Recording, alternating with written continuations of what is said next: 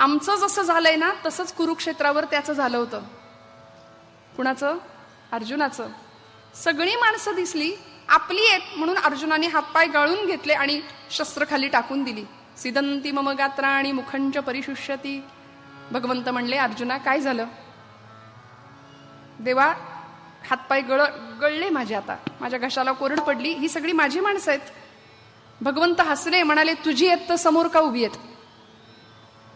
तुझी आहेत ना, तुझ्या बाजूला नको का? तुझी आहेत तर तुझ्या समोर का लढायला उभी आहेत?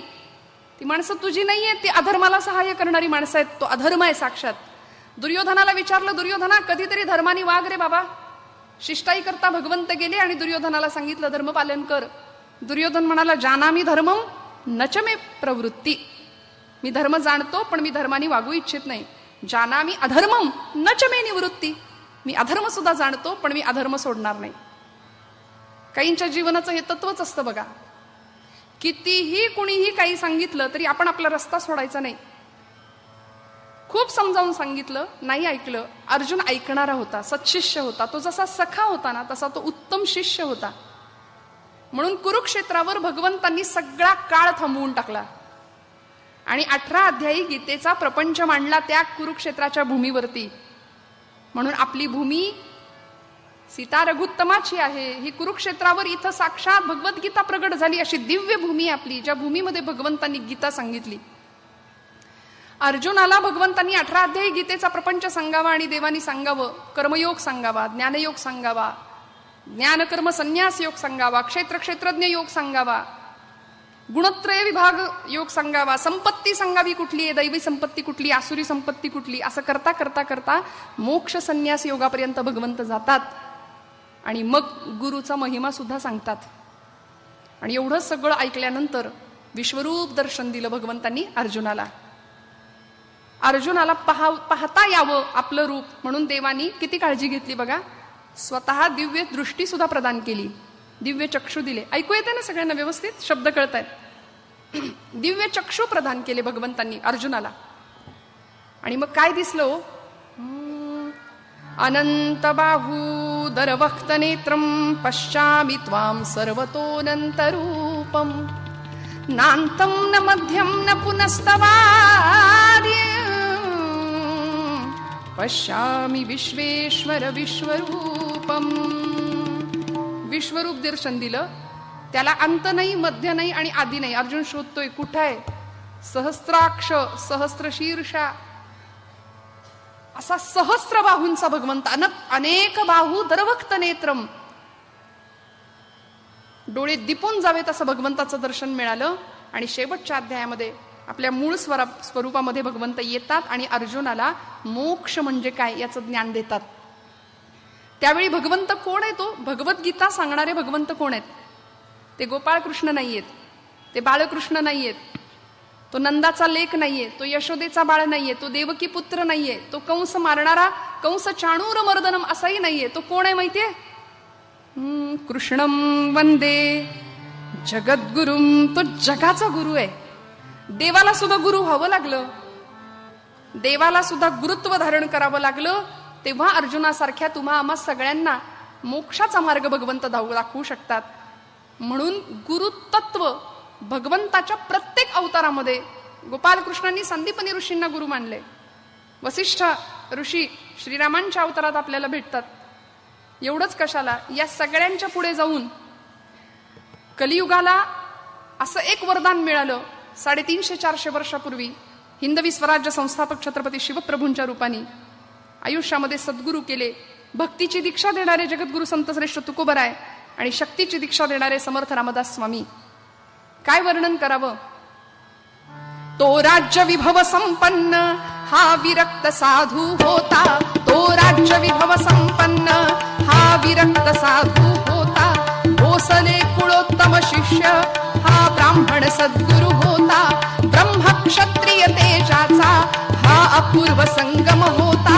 संकटास जाते कोणी शंकित ही माय भवानी. तेथे गरजे गुरुवाणी देशाच्या कल्याणार्थ. जय जय रघुवीर समर्थ. देशाच्या कल्याणार्थ. जय जय रघुवीर समर्थ. हिंदूंच्या कल्याणार्थ. जय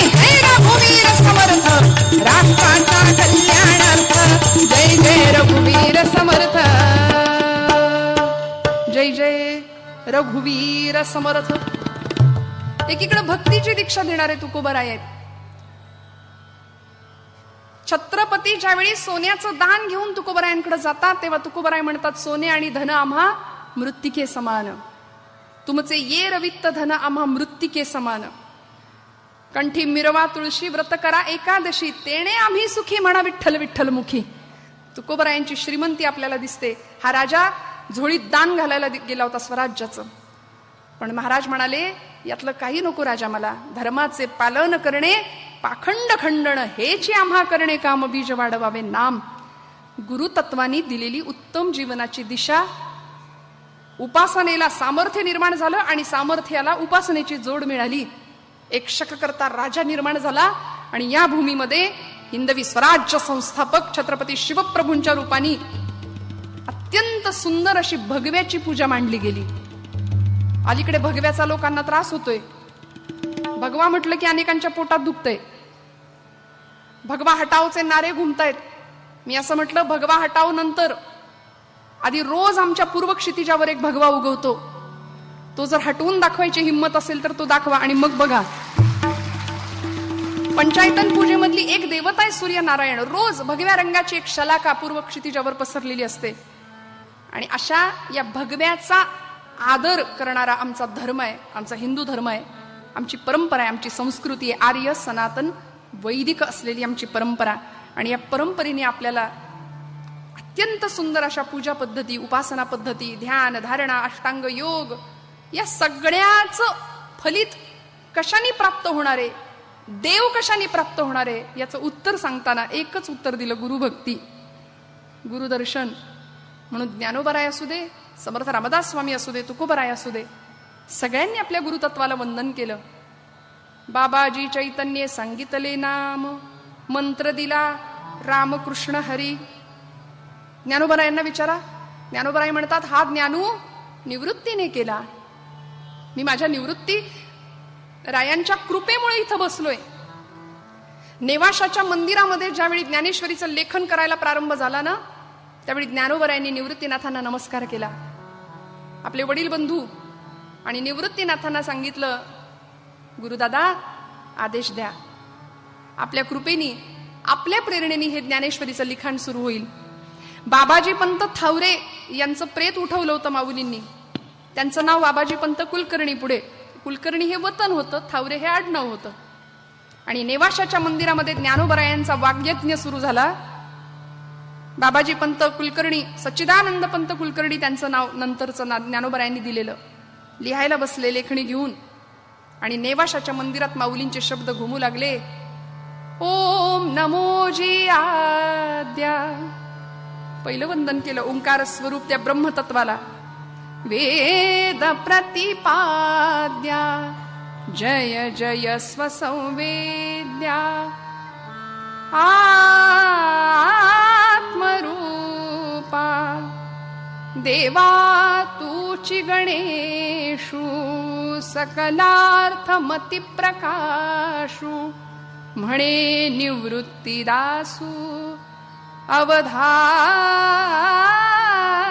जोजी. काय म्हटले? म्हणे निवृत्तीदासू. सुरुवातच गुरुला वंदन करून झाली 18 अध्यायाच्या या यज्ञाची. म्हणे निवृत्तीदासू अवधारी जोजी. मी निवृत्तीरायांचा दास आहे. बस इथं आम्ही जिंकतो बरं का. शरण भाव वंदन. अलीकडे आम्ही वाकायला तयार नाही. म्हणजे मी आपलं मोठ्यांचं नाही सांगत आहे, आमची नवीन पिढी झेनझी. अजून काय कृष्ण, माझी मुलगी मला म्हणली झेन अल्फा म्हणत आई आई असं काहीतरी असतं पुढे अजून, झेन अल्फा. हो ना, बघितलं ना तिकडे झेनझीचा पराक्रम सगळ्यांनी. आपण कुणाला निंदा नाही करत आहे, पण एक कळलं, मी कुठेतरी ऐकलं वाचलं म्हणून तेच बोलते आज. आपल्या देशातली तरुणाई सगळं आहे, पण अभ्यासापेक्षा थोडी शिव्यांची डिक्शनरी जास्त आहे त्यांच्याकडे. असं हे तरी निदान प्रत्ययाला आलं ना. अभद्र शब्द आमच्या मुखातनं, आमच्या तरुणाईच्या मुखातनं येत आहेत. मला असं वाटतं प्रत्येक शिक्षण संस्थेमध्ये, प्रत्येक विद्यालयामध्ये जर माझ्या तुकोबांची किंवा ज्ञानोबांची गाथा ज्ञानेश्वरी याच्यामध्ये ज्याचं प्रतिबिंब उमटलंय असा आपला भगवद्गीता नावाचा एक ग्रंथ जरी रोज एखादा अध्याय म्हणायला सुरुवात केली ना प्रत्येक शाळेत, प्रत्येक संस्थेत, मला असं वाटतं आमची लेकरं अभद्र बोलणार नाहीत, अभद्र विचार करणार नाहीत. दिवसाची सुरुवात जर भगवद्गीतेने होणार असेल, हरिपाठाने होणार असेल, मनोबोधाने होणार असेल, मना सज्जना भक्तिपंथीचे जावे असं सांगून सांगून समर्थांनी 205 श्लोकांचा मनोबोध आमच्या समोर दिला.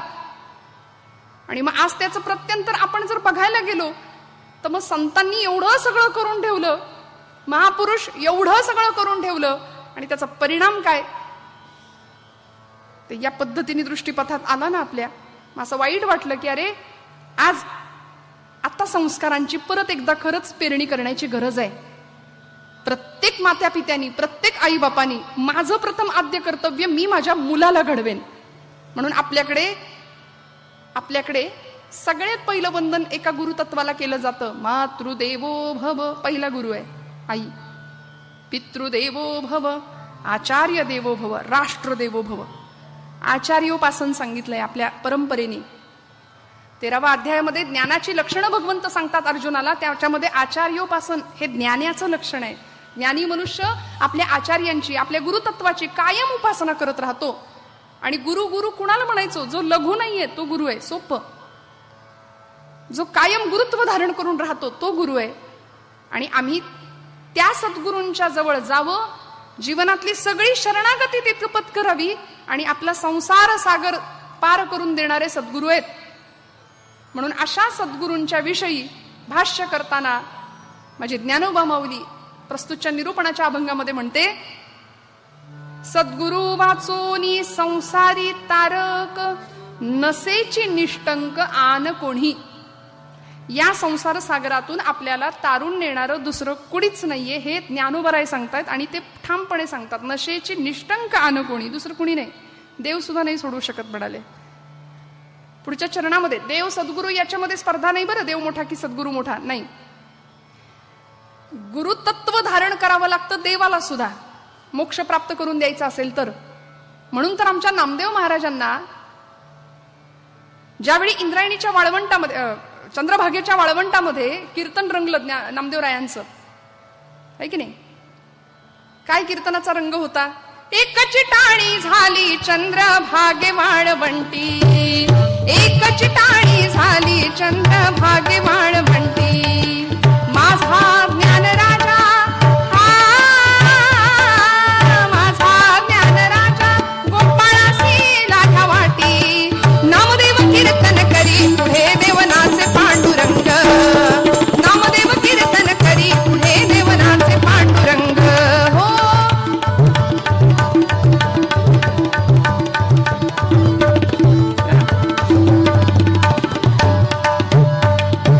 जनी म्हणे बोला, जनी म्हणे बोला, जनी म्हणे बोला, ज्ञानदेवा अभंग, अभंग बोलता रंग भरला कीर्तनी, अभंग बोलता रंग भरला कीर्तनी.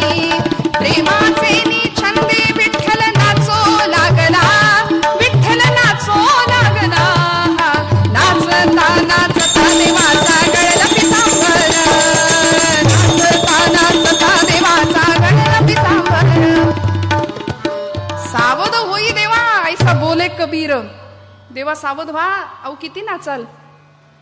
काय आनंद आहे बघा या कीर्तन भक्तीमध्ये. एकमेव अशी भक्ती आहे की आपण कीर्तनामध्ये झोपलो ना, देव उभं राहून कीर्तन ऐकतो म्हणले.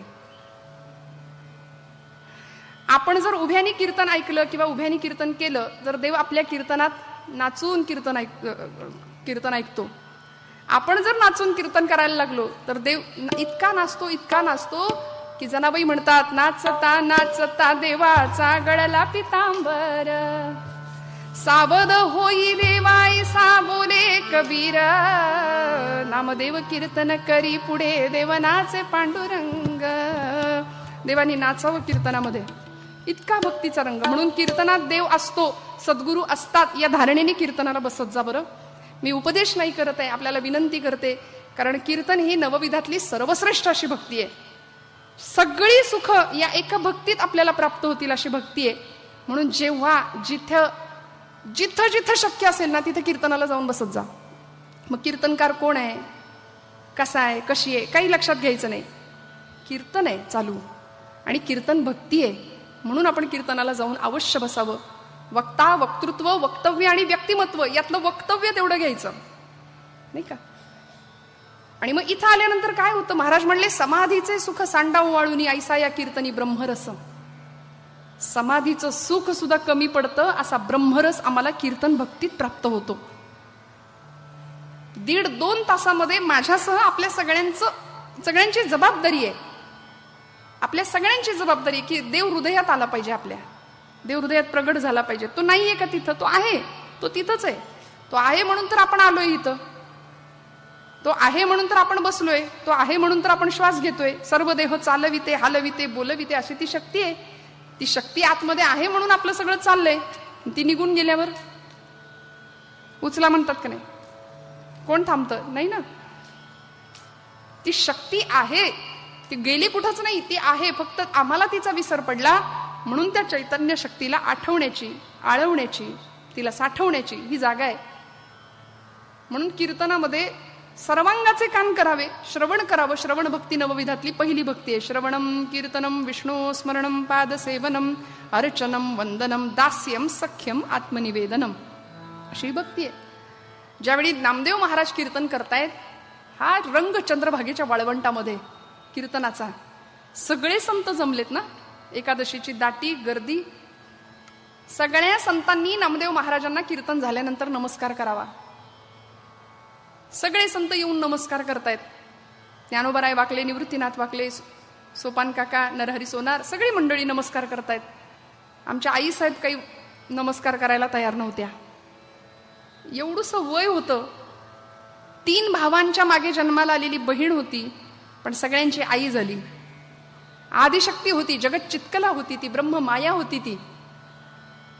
ती नमस्कार करेना. निवृत्ती दादा आणि ज्ञानादादांनी सांगावं, मुक्ते अगं नामदेव महाराज आहेत, देव त्यांच्याशी बोलतो, अगं देव त्यांच्या कीर्तनात नाचतो, देव त्यांच्या हाताने जेवतो, नमस्कार कर. ती म्हणली, काय तो साष्टांग दंडवत घालायचाय तो तुम्ही घाला, मी नाही नमस्कार करायची याच्या.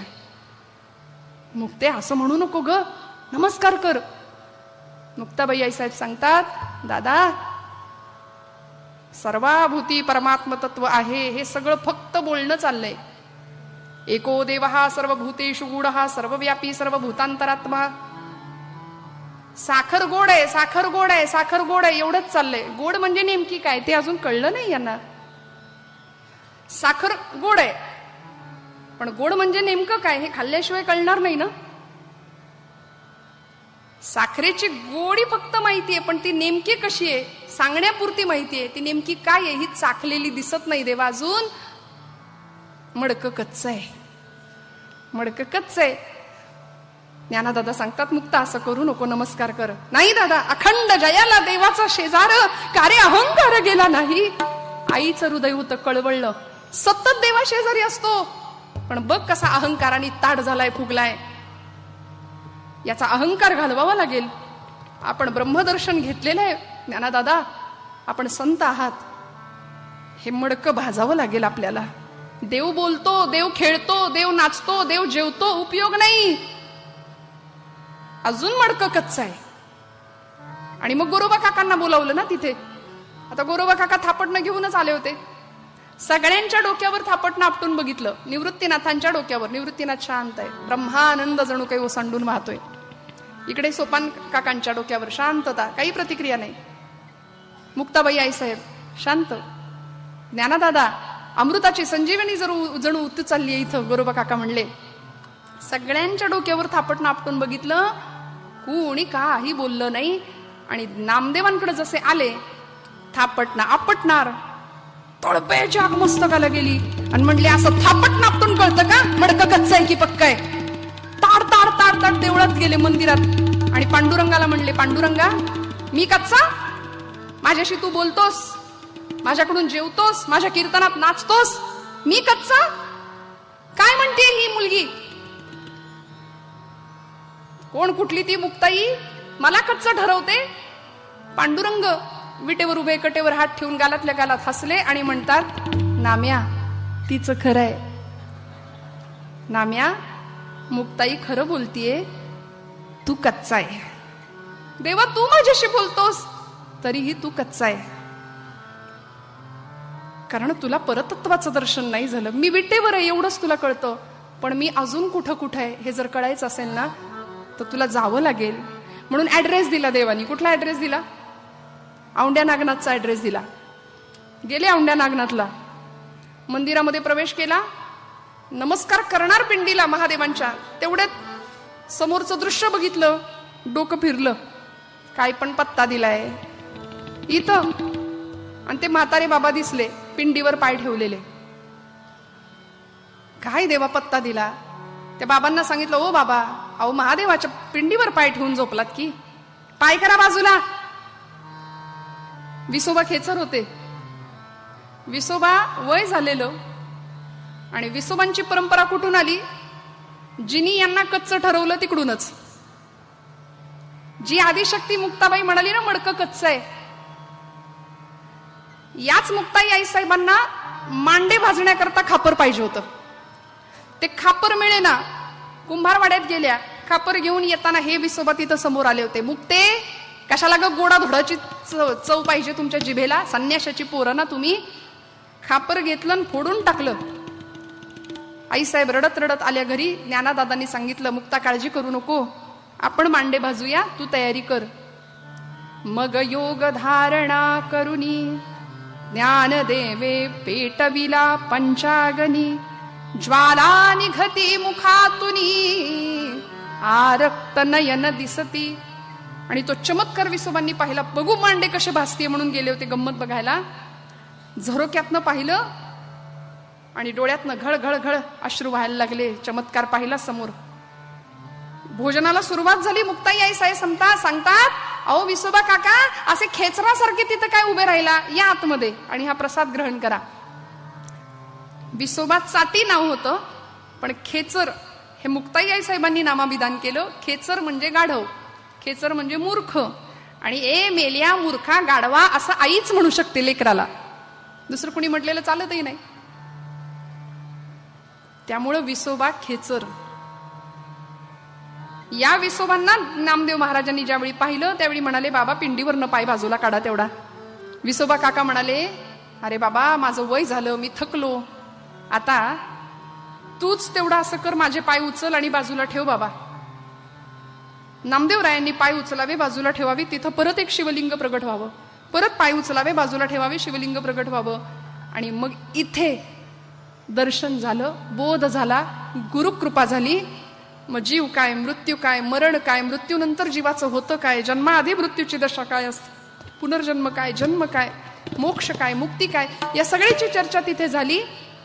आणि भगवंत तू फक्त विटेवर पाहतो म्हणून तुला विटेवर दिसतो, पण देव विटेवर फक्त नाहीये, तो सगळीकडे आहे, याचं दर्शन झालं. जिथं देवाचं अस्तित्व नाही तिथं माझे पाय ठेव, हाच उपदेश होता. त्यामुळे भगवंत सगळीकडे आहे हे सांगणारे सद्गुरू प्राप्त झाले. आणि मग परिणाम काय? नामयाचा खेचर दाता, सर्व सत्ता आली हाता. मग देव दिसला ना, कुठं कुठं दिसला? माता विठ्ठल, पिता विठ्ठल, माता विठ्ठल, पिता विठ्ठल, माता विठ्ठल, पिता विठ्ठल.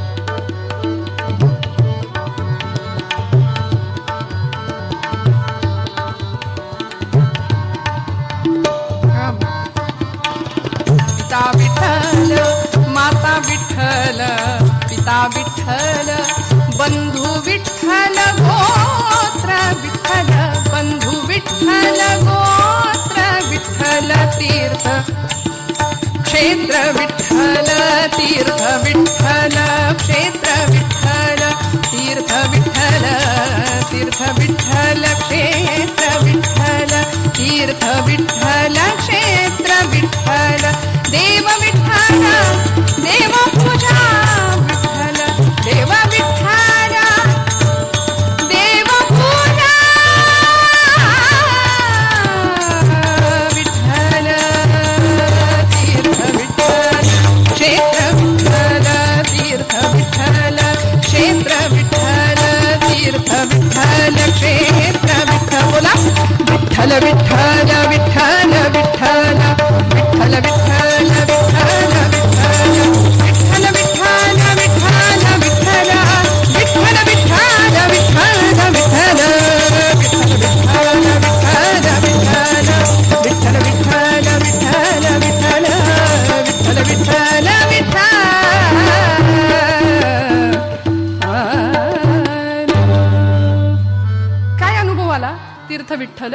क्षेत्र विठ्ठल, गुरु विठ्ठल, गुरुदेवता विठ्ठल, माता विठ्ठल, पिता विठ्ठल. हे कशामुळे प्राप्त झालं हो? याचं कारण एकच आहे, गुरुतत्वामुळे, गुरुदर्शनामुळे. ज्ञानोबराय सांगतात, इंद्र चंद्र देव ब्रह्मादि करोनी संशयाची श्रेणी छेदितीना. देवादिकांना सुद्धा मनुष्य जीवनाचा किंवा प्रापंचिकाचा संशय दूर करता येणार नाही, जे काम गुरु करू शकतात. कारण आम्ही संसार चक्रामध्ये इतके अडकलो, देव आमच्यापासून लांब राहिला म्हणून देवापर्यंत पोहोचवणारे सद्गुरू आहेत. ज्या चोळाप्पांनी स्वामीजींची इतकी सुंदर सेवा करावी, इतकी सुंदर भक्ती करावी, त्याचा परिणाम असा व्हावा की स्वामीजींनी त्यांच्या घरात समाधी घ्यावी, तिथे कायमचं एकरूपत्व दिलं. आपणासारखे करीती तात्काळ, नाही काळ वेळ तया लागी. म्हणून तुम्हाला मला या संसार चक्रातनं तारणारा एकच आहे सद्गुरू. त्याचं उत्तर ज्ञानोबराय ज्ञानेश्वरीत देतात. मज हृदयी सद्गुरू. सांगा ना, गुरुला कुठं ठेवायचं म्हणाले, कुठं स्थान द्यायचं? आता हा आपला प्रश्न आहे. आताची आमची झेंझी पिढी गुरु मानायलाच तयार नाही. पूर्वीचा काळ आहे, आपण जुनी जाणती माणसं माझ्या समोर आहात. शिक्षक समोर दिसले, मार्गदर्शक समोर दिसले की रस्त्यात सुद्धा वाकून पाया पडायची लाज वाटत नाही तुमच्या पिढीला. बरोबर आहे ना? आपण नाही लाज बाळगत. आमची पोरं असा देवाला सुद्धा नमस्कार करतात, केलाय की नाही तो त्यालाही कळलं नाही पाहिजे. म्हणून पूर्वीचा काळ असा होता, गुरुजी मास्तर, हो ना, इथं असतील कुणी मास्तर. का हो मास्तर? म्हणले मातेच्या स्तरावर जाऊन शिकवत होते म्हणून मास्तर. आईचा स्तर होता तो, आईसारखं सांभाळणं होतं. आता काही नाही. आता परवा मागच्या गुरुपौर्णिमेला गुगलची पूजा केली गुरु म्हणून. म्हणले आम्ही नाही मानत, काय ताई सांगता गुरु गुरु गुरु गुरु नुसतं, आम्ही नाही मानत गुरु बिरू काही, आम्ही गुगलला गुरु मानतो. म्हटलं धन्य, तुझी मीठ मोहऱ्यांनी दृष्ट काढावी असाच तुझा विचार आहे बाळा. पण खरंच गुगलची पूजा केली हा, नेटची. म्हटलं मान्य आहे का? कारण म्हणे तिथं काहीही सर्च केलं तरी आम्हाला उत्तर मिळतं. गुरु काय करतो तेच करतो ना. काही सर्च करा, कुठल्याही वस्तूची माहिती मागा, कुठल्याही जगातलं सगळं ज्ञान तिथं आहे. आमचा गुगल हा आमचा गुरु, तंत्रज्ञान आहे, विज्ञान आहे ते. म्हटलं धन्य आहेस, योग्य, काही हरकत नाही. गुगल गुरु असला तरी सुद्धा सगळं तिथं ज्ञान मिळतं. पण आधी तुला तिथं टाईप करावं लागेल काय हवंय. हा, ChatGPTची भाषा. आधी काय करावं लागेल? प्राउंट करायला लागेल आणि मग आम्हाला उत्तर मिळणार आहेत. पण काय प्राउंट करायचं हे शिकवायला देहधारी गुरु लागेल. तिथं सगळंच आहे, तिथं चांगलंही आहे आणि तिथं वाईटही आहे. मग या संसार सागरातनं आम्हाला पार करणारा जर कोणी असेल ना, आमचा सद्गुरू आहे. जीवनाला विवेक प्रदान करणारा गुरु आहे. म्हणून ज्ञानोबराय म्हणतात, गुरुला कुठं ठेवा? मज हृदयी सद्गुरू, जेणे तारिला हा संसार पुरू, म्हणोनी विशेष अत्यादरू विवेकावरी. मज हृदयी सद्गुरू. ज्ञानोबरायांनी त्या गुरुतत्वाला जागा दिली. दास म्हणून घेतलं स्वतःला. हा ज्ञानू निवृत्तीने केला म्हणाले. एरवी तरी मी मूर्खू असं ज्ञानोबराय स्वतःला म्हणतात. बघा, 56 भाषेचा केलासे गौरव, भवार्णवी नाव उभारिली असं महात्म्य गाजवणारे ज्ञानोबराय. माझा मराठाचे बोलू कौतुके असं म्हणून 9033 ओव्या ज्ञानेश्वरीच्या, चांगदेव 65, अनुभवामृत, हरिपाठ, अनेक प्रकारच्या अभंग रचना, विरहिण्या, मदालसा नावाचं प्रकरण, गवळणी, असंख्य साहित्य लिहून ज्ञानोबा काय म्हणतात? एरवी तरी मी मूर्खू. आम्ही काय म्हणलं पाहिजे स्वतःला? बरं, तो मूर्ख शब्द सुद्धा उकारांत वळवला, तो कुणाला लागू नये, टोचू नये म्हणून ज्ञानेश्वरीत. तो एक शब्द ज्ञानेश्वरीत वापरला. मी म्हणते आपला तो स्टार्टर असतो, तिथनं आपली सुरुवात होते बोलायला. त्यामुळे जीवनाला विवेक देणारे सद्गुरू ठेवायचं कुठं? त्यांना मज हृदयी सद्गुरू, हृदयात ठेवलं. आणि ज्ञानोबरायांनी गुरुतत्वाची पूजा केली आहे मंडळी. माऊली म्हणतात, इंद्रचंद्र देव ब्रह्मादि करोनी संशयाची श्रेणी छेदेतीना. देवांना सुद्धा तुमचा माझा संशय, तुमचा माझा हा भवसागर पार करता येणार नाही किंवा करून देता येणार नाही. ते करण्याचं काम फक्त सद्गुरू करतात.